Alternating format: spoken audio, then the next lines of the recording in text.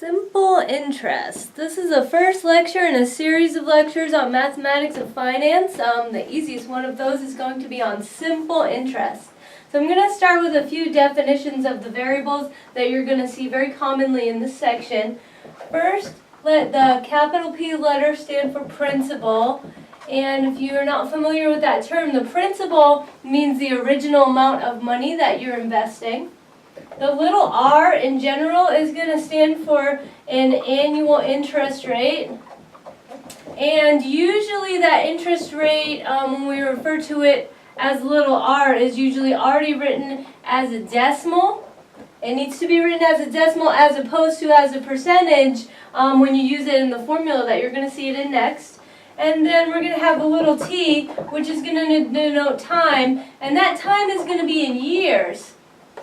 Okay, so you may notice that the little r that we're going to define is an annual rate, and the time is in years. We could actually have defined these in terms of any unit of time as long as they match, as long as the units of time for r and the units of time for t match. So in this case, they're both going to be annual, referred to as annual. Okay? So I'm going to define what we call simple interest as just an amount of interest that you're going to make off of something. We'll call it I, and that's going to be equal to the principal times the rate times the time. I is equal to PRT, okay? So what this says is that if you take an amount of money that you wish to invest and you're able to get an investment rate of R% growth, written as a decimal, R written as a decimal representing the annual growth, and then you multiply by T, the number of years that you do that investing for, then you'll end up with an amount of interest I that you made. Okay, so let's see this in action a little bit. I'm going to erase these ones here, and then we'll just do a very simple example to start. Let's say, for example, that my principal investment is going to be 100 years and my rate is going to be 5% per year. Okay, and then I'll just see how my money grows according to the simple interest formula. Okay, so let's say year 0, that's when I start, after 1 year, after 2 years, etc. as we go along. At first I have $100. And if I want to figure out how much I'm going to have after 1 year, then I'm going to take the principal that I invested and I'm going to add an amount of interest that I'm going to make. Okay? And so according to the simple interest formula, assuming that we're doing simple interest here, the simple interest here is going to be the $100 principal multiplied by the rate, and make sure that you carefully write that rate as a decimal. In this case, the decimal is 0.05. And then you multiply by the amount of time you're investing it. So just hopping 1 year over, I'll multiply by 1. And that's all going to be equal to $5. My principal was originally $100, so now I have $105. That just makes common sense. If you say that you're going to make 5% a year, you start with $100, you're going to make $5 inside that year. Okay, and then likewise for the next year to go to year 2, now we're going to have $110 because we did another plus $5.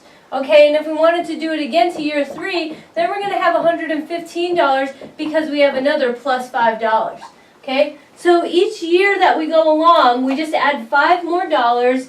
And so really what we have here is what mathematicians call, this is referred to as an arithmetic sequence, because it's plus the same or minus the same amount of money each time.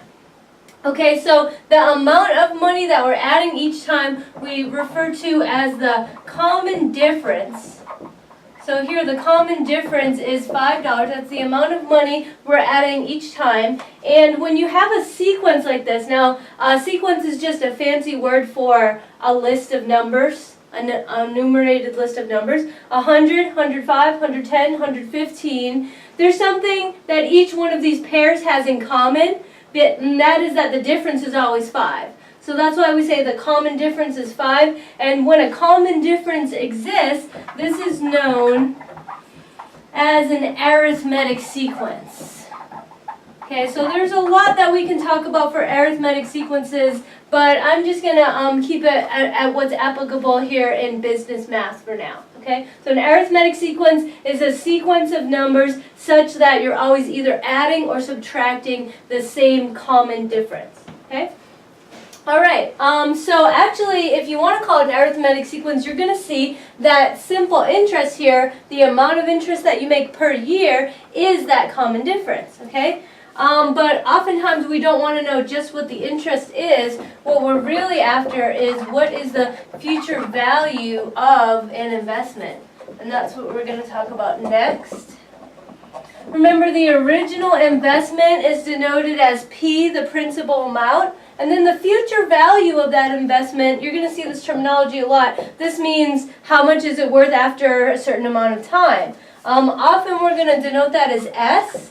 And that, as you saw over here, is equal to the principal that we have plus the amount of interest that we make. So the future value is equal to the principal plus the interest.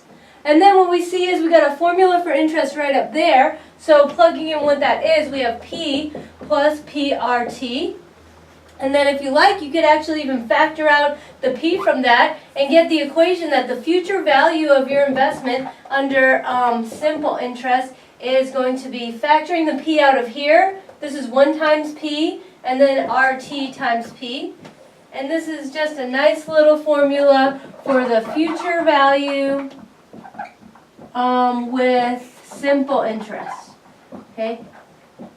As we move along, we're going to see some of the more common types of interest. Most likely banks over time are going to be using a compound interest formula, but I'll show you some instances in real life where we do have simple interest, and the future value is going to be computed with this formula here, and the actual value of the interest itself is going to be computed with this formula. So keep in mind what a question might be asking for. Is it just how much money you made, or is it how much your account is actually worth, okay? And these two things are related by this equation right here, the fact that future value is principal plus interest, okay?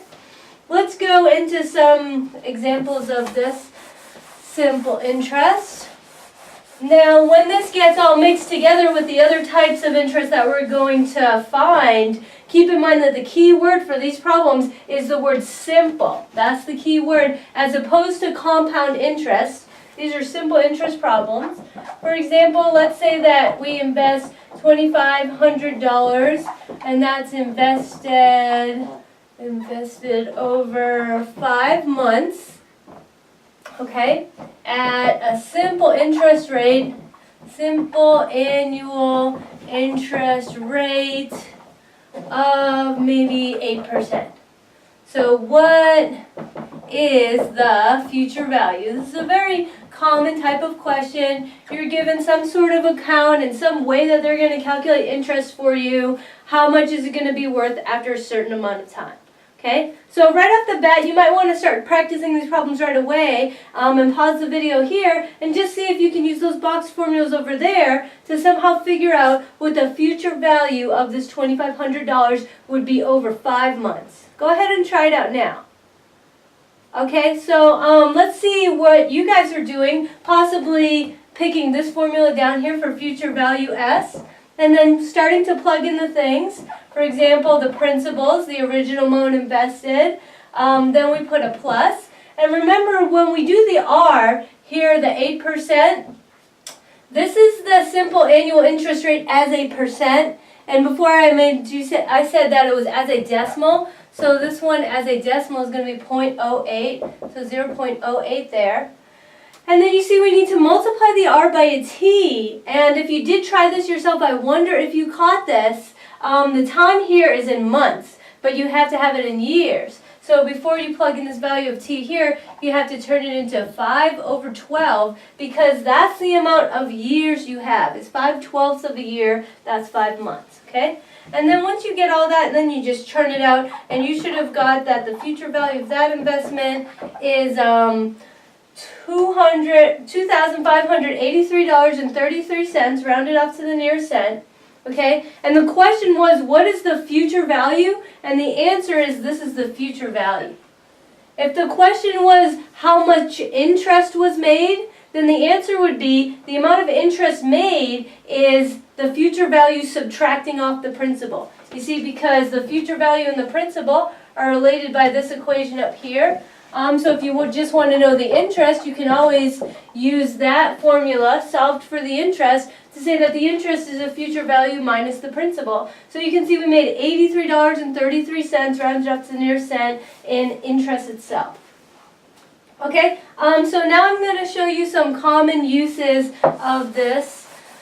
Besides a simple problem like this actually is used in real life, but it is rare. It's not nearly as common as the compound interest that we're going to learn later. But I will show you some applications of simple interest. And usually the only times that simple interest is going to be enacted is over a short term. Because when we get into compound interest, we're going to discuss that as opposed to being an additive sequence, it's multiplicative. It's kind of like the exponential sequence that we studied before. So compound interest is going to grow a lot faster. So in the long run, you're not really going to be interested in just using simple interest. So usually the common applications here are short-term applications. And the first one I'm going to talk about is going to be your short-term loans. Okay, so where can we find some short-term loans? Maybe your buddy just wants to loan you money, although I heard you're not supposed to loan money through friends. But anyway, let's just pretend that a friend loans me $800 over 12 weeks. And the agreement of that loan, just between friends, was that I was going to be charged 10% simple annual interest. We didn't want to make it too complicated, so we did it at 10% simple annual interest. And my question is going to be, how much did I get charged for the loan? So what was the charge? Obviously, I'm going to have to, if I borrowed $800, I'm going to have to pay back that $800. But besides just that, if I'm going to run that at 10% simple interest over 12 weeks, then what was the additional charge? And so now you can see that the concept of interest kind of goes both ways between the loaner and the loanee. Okay, one person's making money, the other person is getting charged money. So when it says what is the charge, you can just think about that as a calculation of the interest over there. Okay, so once again, you're probably going to want to just try this out right away so that you can experience maybe the common mistakes that happen. It'll be easier for you to learn if you're trying at the same time. So try to address this problem. What's going to be the charge? Which one of those formula would you like to use? Okay, so like I was saying, the charge is kind of the same thing as interest. So hopefully you chose the I is equal to PRT one right there. Okay, and so let's see, the interest is going to be the $800 principal. And then we're going to multiply that by the rate. And don't forget, you got to put that as a decimal. So it's going to be 0.10. And then you got to multiply it by the time. And keep in mind that commonly simple interest is used in the short term. Okay, so weeks, days, months, usually not that many years, but the time has to be in years. So you can see that 12 weeks here has to be turned into 12 over how many weeks in a year? 52 weeks in a year. Okay, so some people may say, well, 12 weeks, that's 3 months, so couldn't I do 3 over 12? And what I have to say is 52 weeks in a year and 12 months in a year, they're just slightly different. And also, if it was in days, 365 days in a year, that's slightly different than 12 30-day months. So I would recommend taking the unit that you were given and then dividing by correspondingly how many of that there are in a year. Okay, so if they give you weeks, you divide it by 52. If they give you days, you divide it by 365. Just try to match that to what the problem says there. And then you're going to calculate out that the interest is $18.46. Okay, so for the loaner, that's the interest money that they made, and for the loanee, that's known as the charge. But either way, it's just the same calculation in the simple sense, I equals PRT, so that's going to be $18.46. By the way, I'm going to be rounding all my monetary calculations to the nearest cent, okay, unless otherwise stated. Okay, so that's one type of short-term loan, and then I'm going to show you another one where I switch things up a little bit. Another type of short-term loan, I wonder if anyone's ever heard of it, it's called a payday loan. Anybody out there ever had the misfortune to have to be forced into using a payday loan? This is a very short-term type of loan. It's usually tied to your paycheck at your work, which is why it's called a payday loan. And it's usually at a very, very high percentage. And they try to cover that up by not telling you what the annual percentage rate is going to be. Usually they'll say something like this. The charge for a payday loan is going to be $20 if you want to borrow $100 over 6 weeks. Okay, so they didn't tell me at what percent that was happening, and actually that's the question that I'd like to pose, is what is the annual simple interest percentage rate on this? The R that I was using before as a decimal. Okay, but I want it in a percent right here. What is the annual simple annual interest rate as a percent? Because usually it's given as a percent. Like I said, if you go try to get a payday loan, they'll usually just say, well, this is the charge for that much money for that long. They don't want to let you know what percentage that's at. And you see in the last one, I said that my friend was loaning it to me at 10% right here. So I wonder what this one's going to come out to. So why don't you guys try this? This is a little bit different than the last problem, but there's only one missing letter. So go ahead and pause the video and at least set this up, if not completely solve it out. Okay, so the first thing you want to do is find the appropriate formula, which I've given to you here. The next thing is that we're going to start replacing the numbers in the word problem here and the appropriate letters. And remember, charge, that's the same thing as interest, because that's the amount of interest that that company is making off of the loan. The amount that you borrowed, that's going to be the principal. The rate, that's actually the question, so I don't know what the rate is. And then the time, once again, you must put the time from weeks to years by dividing by 52 weeks in a year. Okay, so if we just want to solve this out algebraically for R, we're going to get 20, then we're going to have a 52 on the top, and it looks like we're going to have 100, and we're going to have a 6 on the bottom.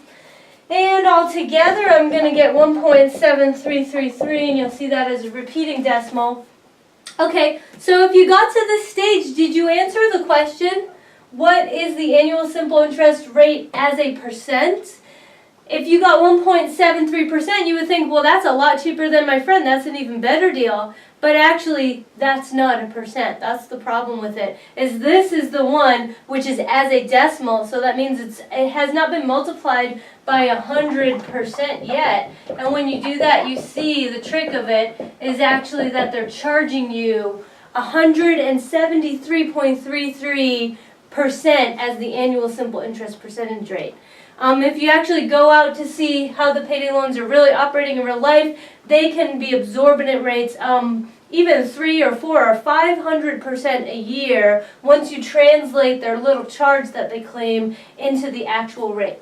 So be careful if you have to use a short-term loan like a payday loan. Okay, so the other instances where you might see simple interest in real life, short-term loans, and the other one's going to be short-term investments. So example number 2 for our real life examples is going to be short-term investments. Okay, so one example of that is going to be called Treasury bills. And these are bills that are usually offered by the United States government, the Treasury there. And let's say that we have, for example, a bill that matures. Do you know what that means when it says the bill matures? Okay, so a Treasury bill is like something where you go to a bank and you purchase this little piece of paper, this bill, and then later you bring it back to them and then they give you some money back, more money than you spent on it originally. So when you go to cash it in for money at the end of the investment period, that's when it reached maturity. Okay, so let's say that matures to $5,000. So that's actually going to be the future value, because no matter what I buy it for now, when I go to cash it in, it's going to end up being the $5,000 in the future. So that's the future value, and the cost to me right now is that when I went to buy it from the bank, it was only a mere $47.50. The question again is going to be, what is the simple annual interest rate interest rate as a percent. Okay, so just like with the payday loans, sometimes they're not going to tell you right away what the rate is. They'll just say, here's our deal, is that you give me $47.50, you wait a certain amount of time. Oh, sorry, I didn't tell you how long you have to wait. You have to wait, I'll write it up here, after 10 months. Of course, I'm going to have to give you a time period to wait. Okay, so let's say that the bill matures to $5,000 after 10 months. When I buy it right now, it's $47.50. What's the actual rate that I'm paying for that? Set it up again. I want to see you try to set it up and get the answer as a percent, similar to the last one. Okay, and actually there's two ways that you can set this one up, because you might have noticed here in your setup that I didn't give you the amount of money that you made. I didn't give you the interest. I gave you the principal and I gave you the future value. Okay, now there's two ways you could do this. Some people may have chosen to use the future value equation, or some people may have chosen to use the interest equation. And both of them are going to work out fine. Okay, so we'll start with this one. The future value is $5,000. The initial principal, $47.50. 1 plus an unknown rate, and then it's 10 over 12 of a year. Okay, so I could set it up this way, and then I could solve that out. Or the other thing I could do is, first I'd have to calculate the interest. If I want to use that formula over there, I have to say, well, what is the interest? How much money did I make? And for that, you're going to have to say the interest is going to be the future value minus the principal. Okay? So you might get a little confused because you see two different things expressing the interest right here, but they work at the same time. The interest is how much the future value is minus the principal. And at the same time, the interest, according to simple interest, is calculated using the PRT formula. Okay? So using that top one there, we have to do S minus P, which is 250. And then using the PRT formula, we set that equal to the principal, 4750, times the rate, which is unknown, times the time, which is 10 over 12. Now you're going to see that the first stage, if I wanted to do it this way, the very first stage that I would do would be to factor through the 4750 here. And then the next thing I would do is move it over to the other side. So then 5,000 minus 4750 is 250 equals 4750 times R times 10 over 12. So either way, you really had to do the same thing. There's a couple things you had to do. You had to take the difference between 5,000 and 4750, and then you had to equate that difference to the PRT formula. Okay, so it doesn't matter which way you go. Either way, you're going to solve it out by saying that R is equal to 250 times 12 divided by 4750 times 10. And that you're going to get is, let's see, I got approximately 0.06315 ...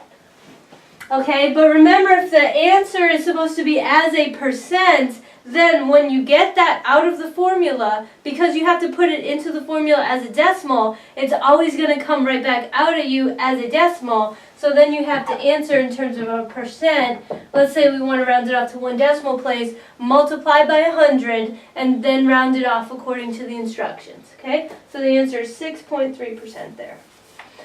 Okay, so one other question that you might see on something like this is that not only does a Treasury bill cost a certain amount of money, but let's say there's something additional here. I'll just erase. I'm going to pose the same question to you here, but I'm going to say that after 10 months, the bill matures to this. After 10 months, the cost is that, and there is an additional charge.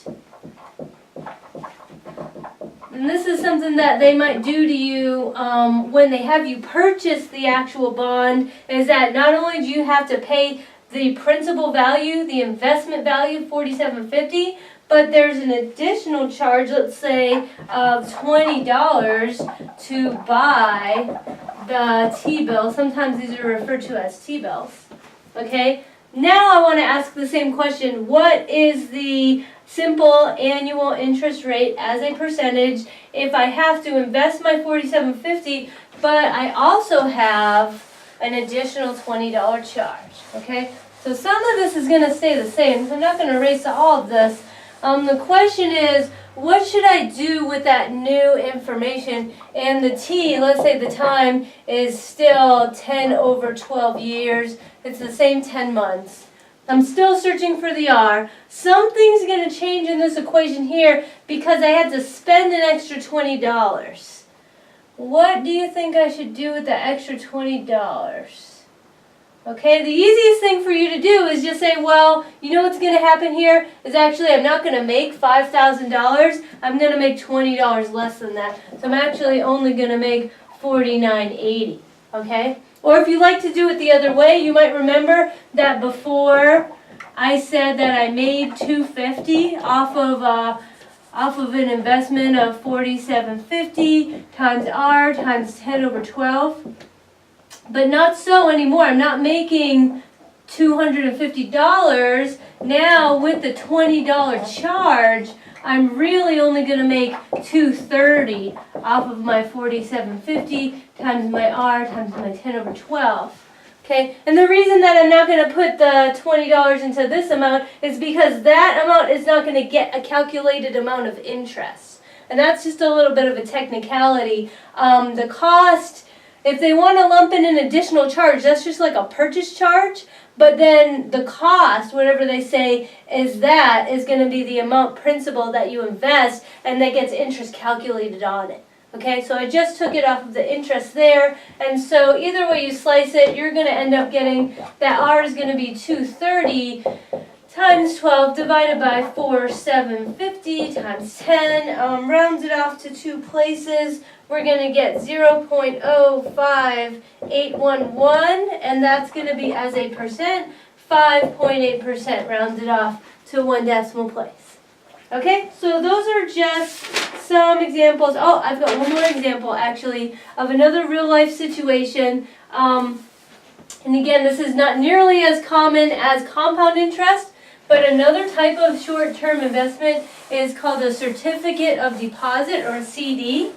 And that doesn't necessarily mean all CDs are short-term investments, but some CDs, and those are called not the music CDs, but certificate of deposit. Some CDs work on simple interest, and when you're investing, you really should read the fine print to determine exactly how much money you're going to get out of it. And there's a few short-term CDs out there that you can find offering simple interest. So let's do an example with that. Let's say that a certificate of deposit offers 8% annual simple interest. Okay, so that percentage is always given as an annual rate. And let me pose some questions to you, and then you can practice again with the simple interest formula.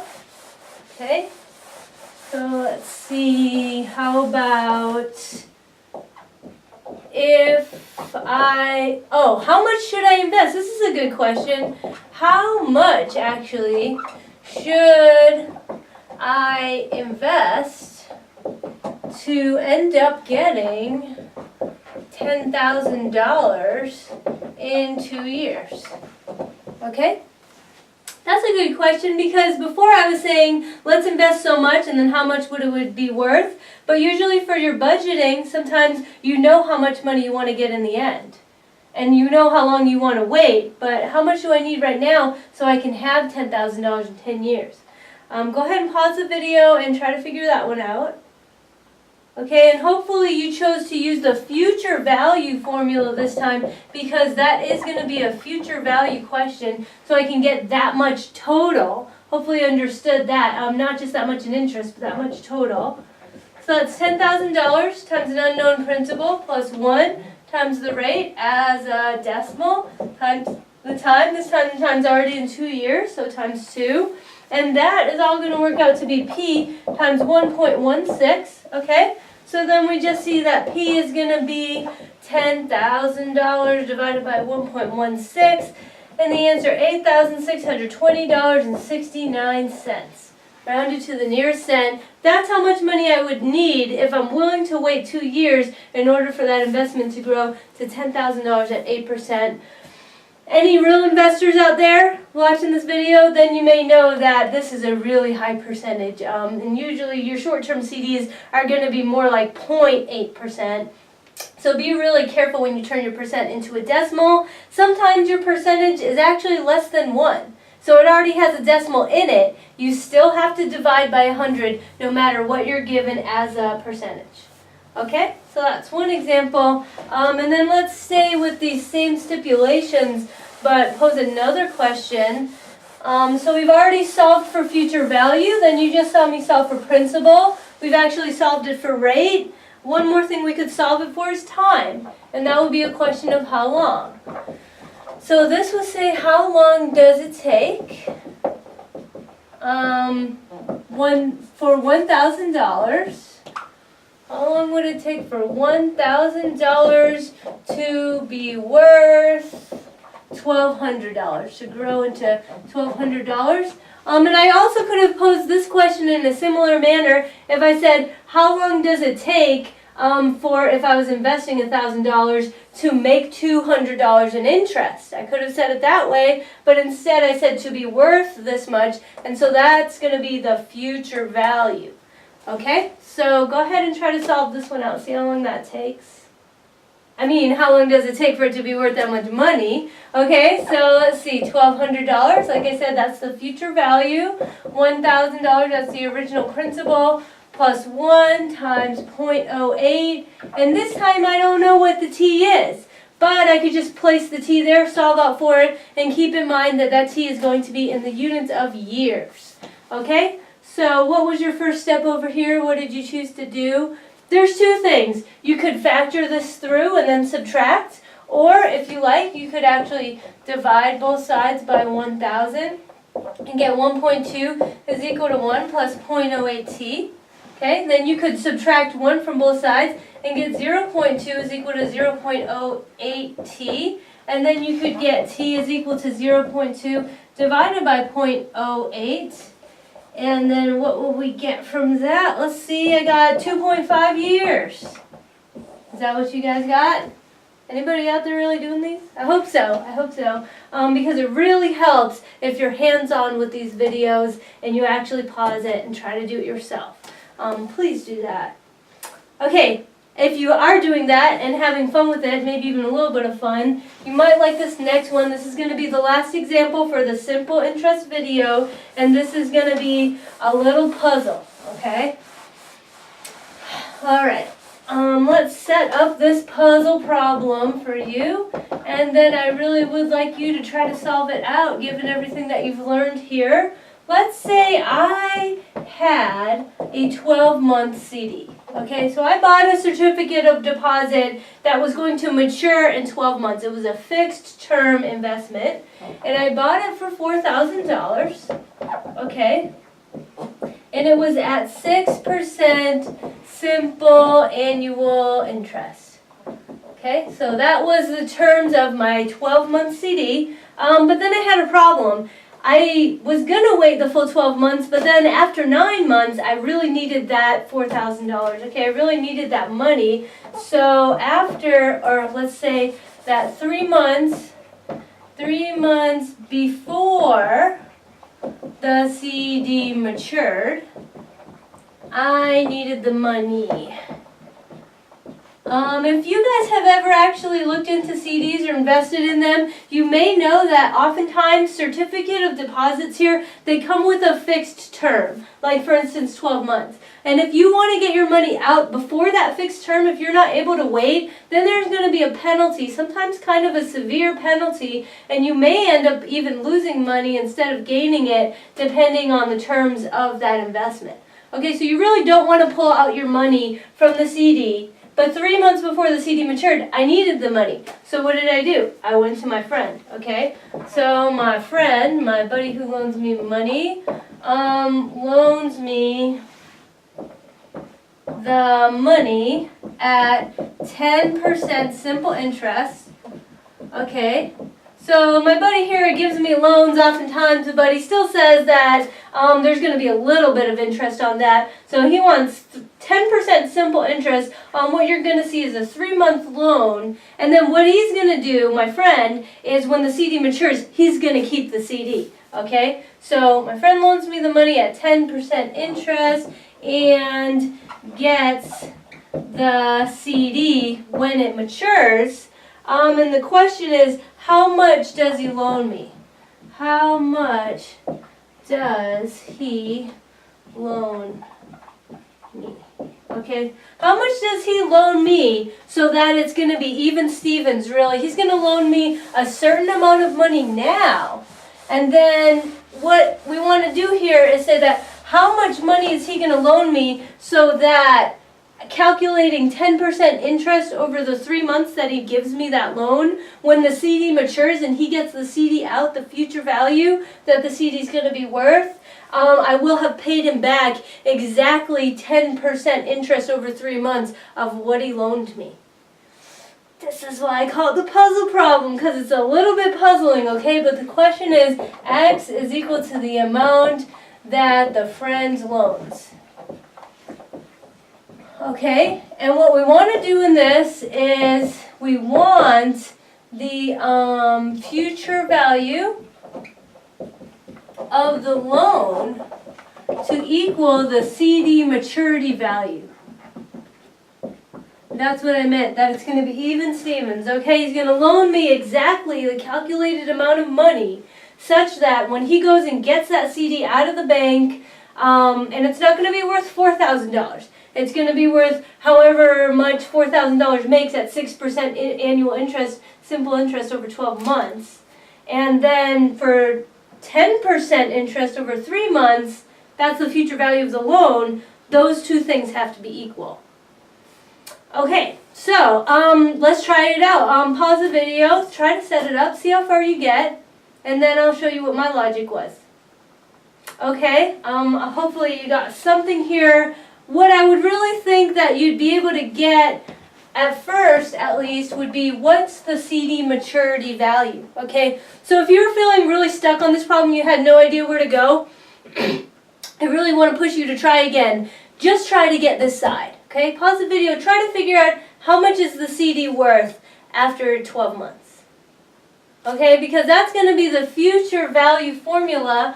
So according to that, I'm investing $4,000 at simple interest, so of 6% over 1 year, or really you could think about it as 12 months, so 12 over 12, which is equal to 1 there, and that's going to be the CD maturity value, okay? So that, I've got that coming out to $4,240, okay? So that CD was going to make $240 off of 1 year. That's why I put the money in there.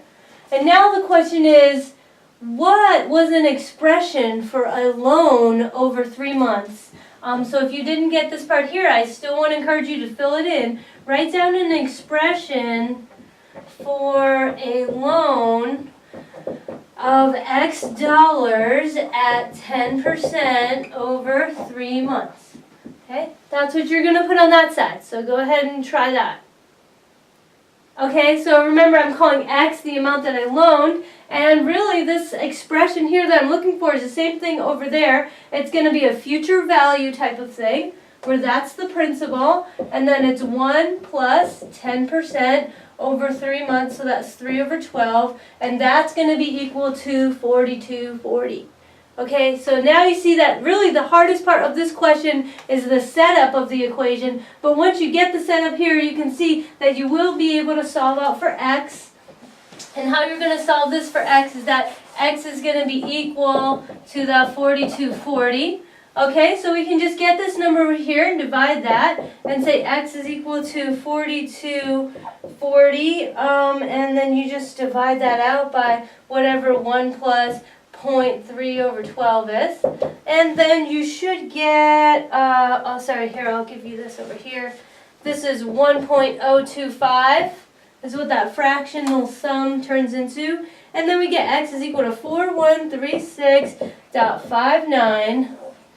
Okay, so really, I guess my friend loans me money a lot. He must be really good at calculating mathematical finance questions because he knows to loan me exactly $4,136.59 to the nearest penny, so that when the CD matures, that our deal will be exactly fair. Okay, so I hope you enjoyed playing with the simple interest, because the next thing you'll be learning is a little more complicated. It's called compound interest next.